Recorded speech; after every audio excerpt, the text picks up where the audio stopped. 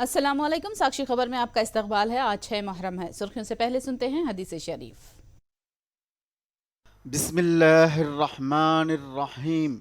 हज़रत अब्दुल्ला बिन उमर रज़ियल्लाहु ताला अन्ह का बयान है कि हज़रत अबू बकर सिद्दीक़ रज़ियल्लाहु ताला अन्ह ने फरमाया, हज़रत मोहम्मद रसूलुल्लाह सल्लल्लाहु अलैहि वसल्लम की खुशनुदी आपके अहले बैत की मोहब्बत में है। और अब सुर्खियां। महंगाई, बेरोजगारी और जीएसटी के खिलाफ मुल्क भर में कांग्रेस का एहतजाज। दिल्ली में प्रियंका, राहुल समेत दीगर कायदीन गिरफ्तार।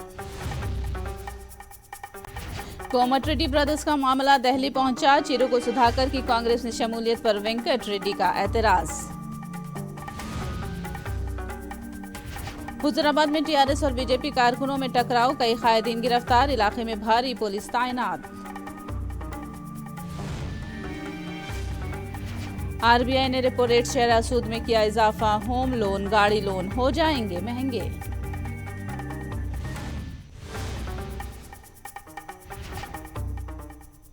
और अब तफसील। महंगाई, बेरोजगारी, जीएसटी और जरूरी अशिया की कीमतों में इजाफे के खिलाफ कांग्रेस पार्टी ने दिल्ली में जबरदस्त एहतजाज किया। पार्टी ऑफिस के बाहर एहतजाज के दौरान कांग्रेस के कायदीन राहुल गांधी, प्रियंका गांधी को पुलिस ने हिरासत में लेकर दिल्ली के किंग्सवे कैंप में महरूस रखा। कांग्रेस वर्किंग कमेटी और सीनियर लीडरों की जानिब से आज वजीर आजम के घर का घेराव करने और लोकसभा और राज्यसभा के अरकान पार्लियामान की जानिब से चलो राष्ट्रपति भवन प्रोग्राम का ऐलान किया गया था। पुलिस ने एहतजाज की इजाजत नहीं दी थी और दिल्ली में इम्तिनाई अहकामात नाफिज कर रखे थे।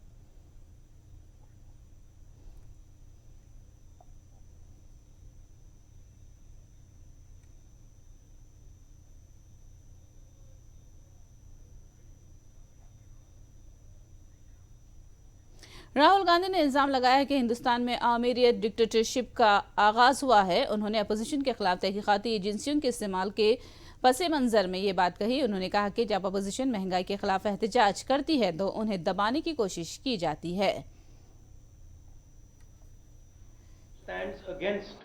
This idea of the onset of dictatorship. Doesn't matter who he is, where he comes from, which state, which religion, male, female. He is viciously attacked, put in jail, arrested, beaten up. One second. The idea is that people's issues, whether they are price rise, unemployment, violence in society, people's issues must not be raised. That is the sole agenda of the government, and the government is being run to protect the interest of 4 or 5 people, and the government, this dictatorship is being run in the interest of 2 or 3 big business people by 2 people. साबिक मरकजी वजीर रविशंकर प्रसाद ने राहुल गांधी के इल्जाम की तरदीद की और कहा कि पार्लियामेंट में अपोजिशन को इजहार ख्याल का मौका दिया गया था। जब भी चर्चा होती है तो कांग्रेस पार्टी चर्चा करके भाग जाती है। साफ झूठ बोला राहुल गांधी ने। मैं आरोप जिम्मेदारी से लगा रहा हूं। अभी 2 दिन पहले जो सदन की चर्चा हुई उसमें कांग्रेस पार्टी के लोगों ने भाग लिया कि नहीं लिया? बड़े तीखे निम्न स्तर के आरोप लगाए कि नहीं लगाए? ये झूठ क्यों बोला राहुल गांधी ने कि उनको बोलने दिया जाता है? ये देश को बताना जरूरी है। तो महंगाई और बेरोजगारी एक बहाना है, सही कारण है ईडी को धमकाना, डराना और परिवार को बचाना। कोमटिरेड्डी ब्रदर्स की सियासत दिल्ली पहुंच गई। कोमटिरेड्डी राजगोपाल रेड्डी ने दिल्ली में आज अमित शाह से मुलाकात की। वहीं चिरुकु सुधाकर को कांग्रेस में शामिल कर लेने पर कोमटिरेड्डी वेंकट रेड्डी ने पीसीसी चीफ रेवंत रेड्डी पर शदीद बरहमी का इजहार किया। वेंकट रेड्डी ने कहा कि चिरुकु सुधाकर ने उन्हें हराने की कोशिश की है और ऐसे शख्स को पार्टी में लेना मुनासिब नहीं है। उन्होंने इस मौके पर कहा कि वो रेवंत रेड्डी की शक्ल तक देखना नहीं चाहते और पार्लियामेंट इजलास के बाद ही वो मुनगुड़ु का दौरा करेंगे। कोमटिरेड्डी वेंकट रेड्डी ने मुनगुड़ु में आज कांग्रेस के जलसे आम के बावजूद लोकसभा में शरीक हैं।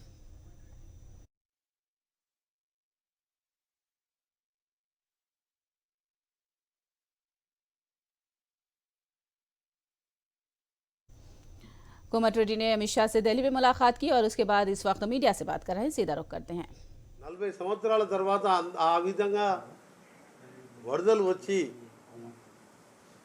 40 లక్షల క్యూసెక్స్ వరకు నీళ్లు పోయి దాదాపు 1400 కోట్ల రూపాయల నష్టం తెలంగాణకు జరగడం జరిగింది.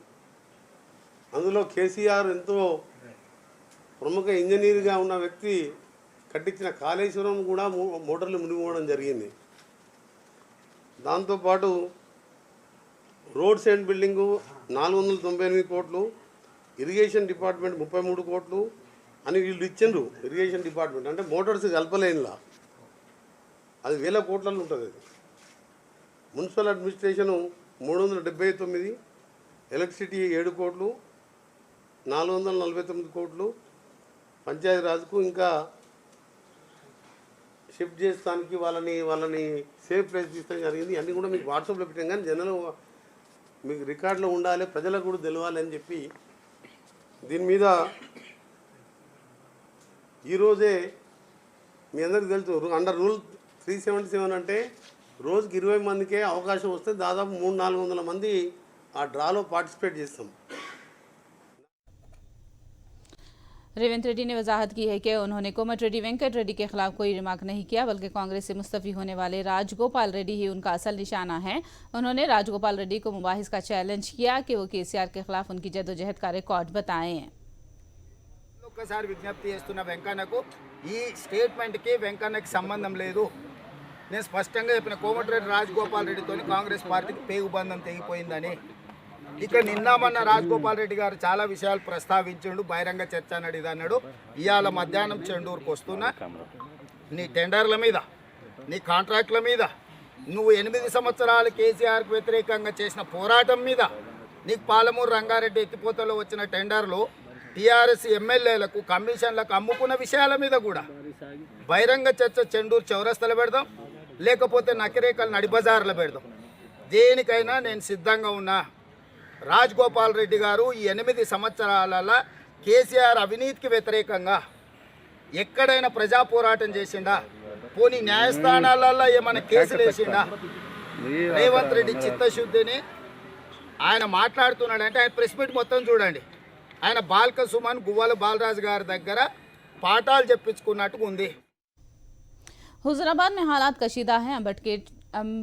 अम्बेडकर चौराहे पर टीआरएस और बीजेपी कारकुन एक दूसरे की मुसाबिकत में पहुंचे। इस प्रोग्राम के दौरान दोनों पार्टियों के कारकुनों में दगमपेल हुई, जिसके सबब वहां हालात कशीदा हैं। पुलिस ने चंद कायदीन को हिरासत में भी ले लिया है। हुजूराबाद की तरक्की पर टीआरएस और बीजेपी के चैलेंज व जवाबी चैलेंज के तनाजुर में पुलिस का भारी बंदोबस्त किया गया है।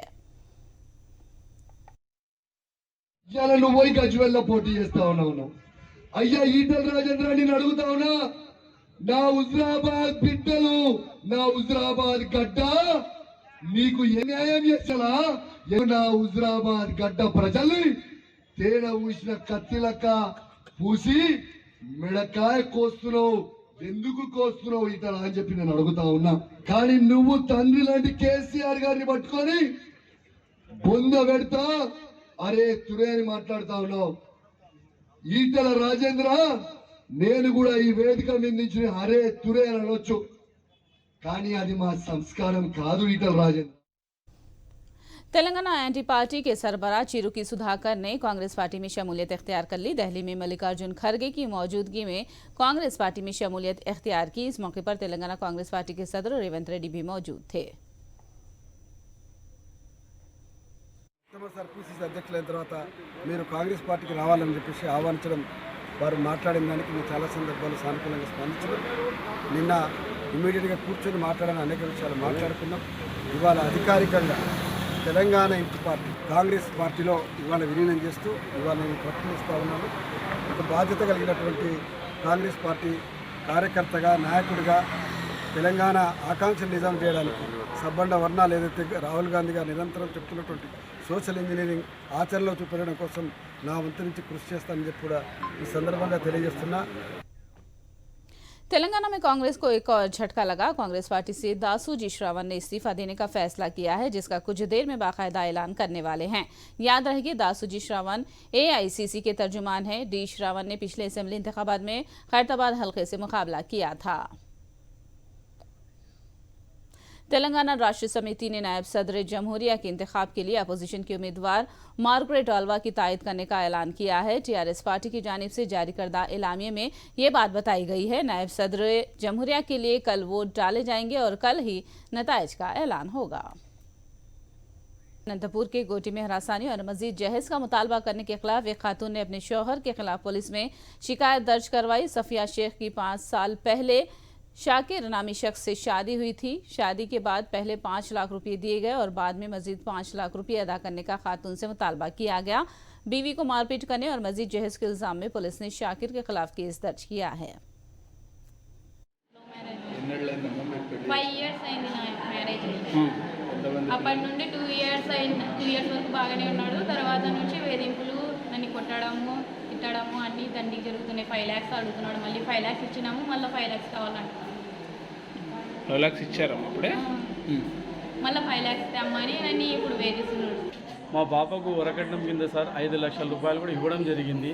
తర్వాత వాళ్ళకి కావాల్సిన వసతి, కావాల్సిన గృహకి సంబంధించిన ఫ్రిడ్జు, ఫ్యాను, ప్రతి ఒక్కటి, బెడ్డు, కూలరు, ప్రతి ఒక్కటి ఇవ్వడం, వంట సామాన్లతో సహా ఇవ్వడం జరిగింది. మళ్ళీ మాకు ఒక ఇల్లు కట్టించుకుంటున్నాము మా వీధిలో, మళ్ళీ మాకు టోటల్గా 5 లక్షలు ఇస్తేనే మా పనులు అవుతుంది, లేకపోతే నేనైతే మీ పాపతో సంసారం చేయనని టార్చర్ పెట్టి కొట్టడము, చాలా హింస చేయడం జరిగింది అని చెప్పి। जद्दोजहद आज़ाद हिंद का हैदराबाद से गहरा रिश्ता रहा है और उसकी यादें आज भी लोगों के जहनों में महफूज हैं और इसका सबूत तस्वीरों में मौजूद है। हैदराबाद के विवेकवर्धनी हाई स्कूल में जद्दोजहद आज़ादी के लिए जलसे हुआ करते थे। सन 1929 को होने वाले जलसे-ए-आम में गांधी जी ने शिरकत की थी और इस स्कूल के तलबा ने गांधी जी को अतिया भी दिया था। यौम आज़ादी के मौके पर विवेकवर्धनी कॉलेज के असातिज़ा ने पुरानी यादों को याद किया है।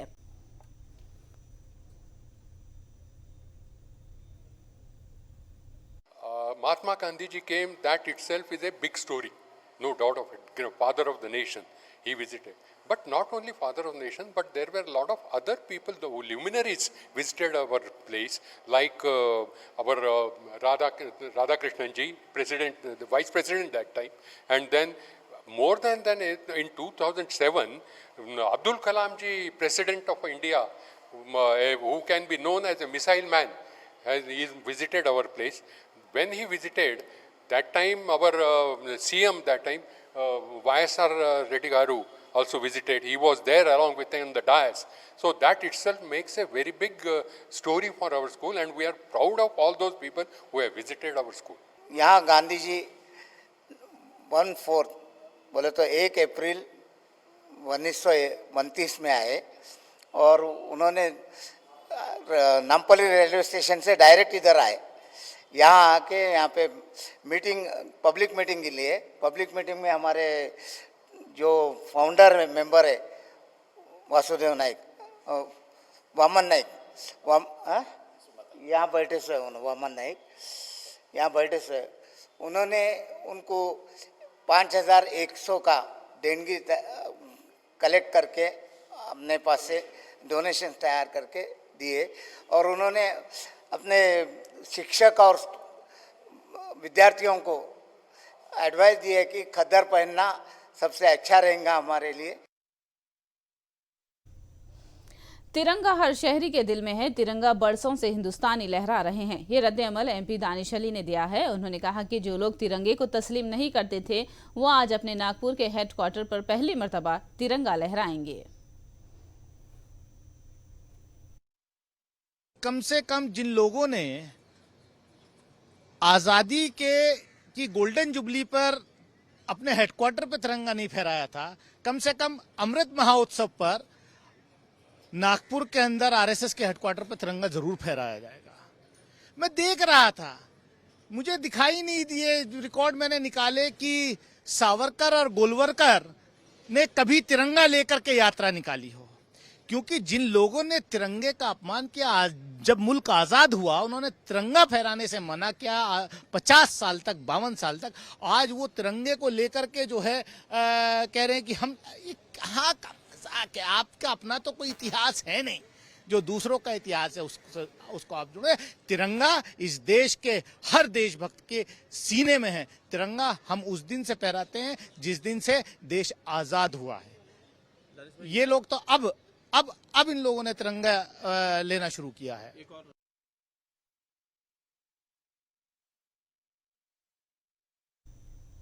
आसाम के दीनी मदरसों और जमीयतुल उलमा के दफ्तरों पर तिरंगा लहराया जाएगा। ये बात आसाम जमीयतुल उलमा के लीडर हाफिज बशर अहमद ने बताई है। देश की यूनिटी के लिए हमेशा काम करके आ रहे हैं। जमीयत के इतिहास में बैकग्राउंड ये भी है कि जमीयत ने पार्टीशन के मुखालिफत की है। मुल्क के यूनिटी इंटीग्रिटी के लिए जमीयत उलमा हमेशा तैयार है और हर तरह के कुर्बानी देने के लिए तैयार है। अभी जो तिरंगा लहराने का जो आह्वान प्राइम मिनिस्टर या तो मुल्क की हुकूमत ने दी है, ये नई बात नहीं है। जमीयत उलमा और इसके मातहत जितने ऑर्गेनाइजेशन इंस्टीट्यूशन है, हम पहले से तिरंगा को बहुत सम्मान करते हैं और तिरंगा हमेशा 15 अगस्त को हर मदारिस, हर जमीयत के ऑफिस, हर जमीयत के वर्कर्स जो है अपने घर में, अपने इंस्टीट्यूशन में लहराते हैं। अभी जो 3 दिन के लिए नया से आह्वान दी है प्राइम मिनिस्टर ने, इसको हमने मान लिया है। हम सब दौलत मुश्तरका खेलों की लॉन्ग जंप में हिंदुस्तान के मुरली श्रीशंकर ने चांदी का तमगा जीता है। लॉन्ग जंप में हिंदुस्तान ने पहला चांदी का तमगा जीता है। हिंदुस्तान ने अब तक 7 चांदी और 7 कांसे के तमगे जीते हैं और गोल्ड मेडल्स भी हिंदुस्तान ने जीते हैं। इस तरह हिंदुस्तान ने जुमला 20 गोल्ड मेडल जीते हैं। Very happy to be honest because this has been a long term coming. I've been waiting for this for a very long time. Like I had like multiple. I have been 7th position multiple times, 6th position multiple time at Worlds, but I was desperately wanting a medal here because I knew that a good jump would really fetch me a medal here, and I was aiming to do my PB here, but unfortunately the conditions were not quite favorable. The conditions like it was windy and it was cold, and the main challenge was to overcome these conditions. And I was trailing in the first few rounds. And after the 3rd round, I just got the rhythm a bit good. I was attacking towards the board, but 4th jump I had was like fouled by the smallest of the margin. 5th jump I got a good jump. Happy with the silver medal, even though a bit disappointed that I couldn't win the gold because the gold and silver had the same decision 808. But happy that I was able to win silver for the country. दौलत मुश्तरका high jump मर्दों के मुकाबले में हिंदुस्तान के तेजस्वन शंकर ने कांसे का तमगा जीता है। शंकर 2.22 की छलांग लगाई है। I mean, I feel like a lot of it's also, like, yes, hard work, all that sort of thing, but a lot of it's just, the prayers and destiny and, prayers of my grandmother, mother, extended family, and everybody across India, whoever was, supporting my cause or, wanting me to compete here. So once I came here, I just, it was not very hard for me to switch on that, okay, let's go. We are here for work and not just for vacation mode. So once I got here, I knew that, okay, yes, I was on a business trip and I wanted to make the most of this opportunity and give my best performance. Medal or no medal, that was a different story. But to go with a medal, I think that's just, nobody can ask for anything better. Of course, we're all proud of you. Talk about your performance. 2.22 meters. How do you rate your performance on a personal level?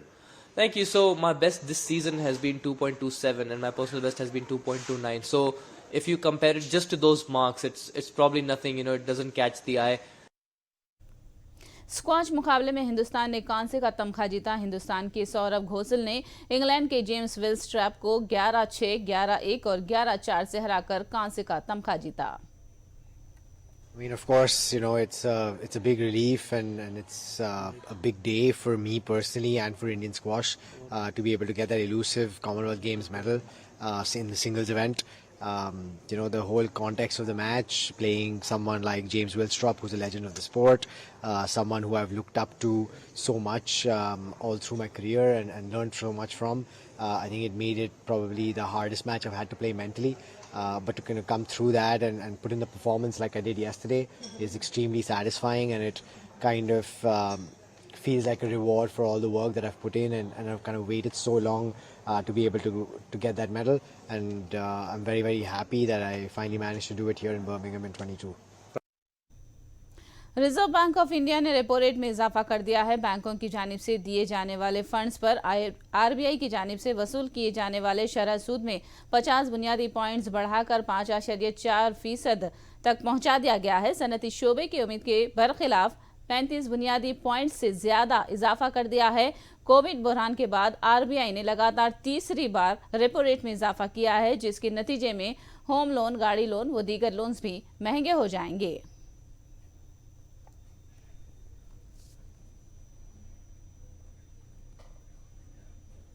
आखिर में सुर्खियां एक बार फिर। महंगाई, बेरोजगारी और GST के खिलाफ मुल्क भर में कांग्रेस का एहतजाज। दिल्ली में प्रियंका, राहुल समेत दीगर कायदीन गिरफ्तार। कोमटिरेड्डी ब्रदर्स का मामला दिल्ली पहुंचा। चिरुकु सुधाकर की कांग्रेस में शमूलियत पर वेंकट रेड्डी का एतराज।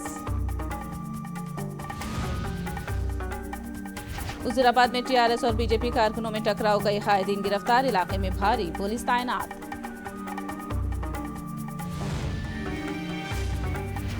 आरबीआई ने रेपो रेट शरह सूद में किया इजाफा। होम लोन, गाड़ी लोन हो जाएंगे महंगे।